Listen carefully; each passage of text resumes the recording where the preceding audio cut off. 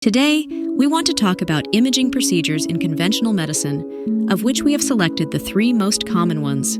First of all, we have radiography, which is used for suspected bone fractures, followed by ultrasonic examinations, which are often used during pregnancy, and finally, magnetic resonance imaging.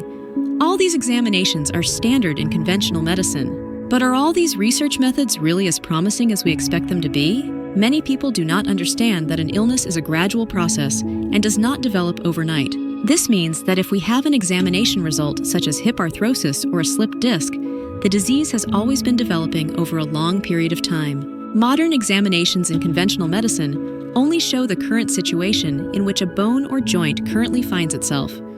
In the event of a possible bone fracture, this is of course useful, as it is the only way to determine whether the bone was actually broken in a fall, or to determine whether the unborn child is doing well and developing naturally in the womb. However, a disease that has become chronic usually has a long developmental path behind it.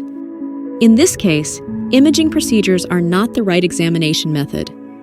These examinations are limited to the area of pain, and unfortunately, only determine the current condition. In order to determine the exact cause, a detailed examination of the muscles would have to take place, to look at the body in all its complexity. This requires very good inspection and palpation skills. This enables the therapist to carry out precise muscle function tests that are tailored to the patient's clinical picture. Unfortunately, profit is at the forefront of every industry. This is no different in medicine. As a result, there is often no time for such detailed examinations.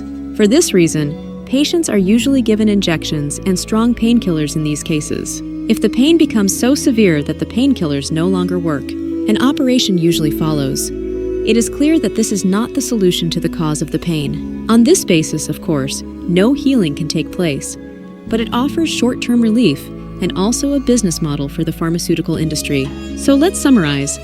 Some examinations certainly make sense, especially in the case of serious accidents in an acute situation, but with a disease that has been going on for years, a complete examination is necessary, which is not possible with conventional medical knowledge or equipment.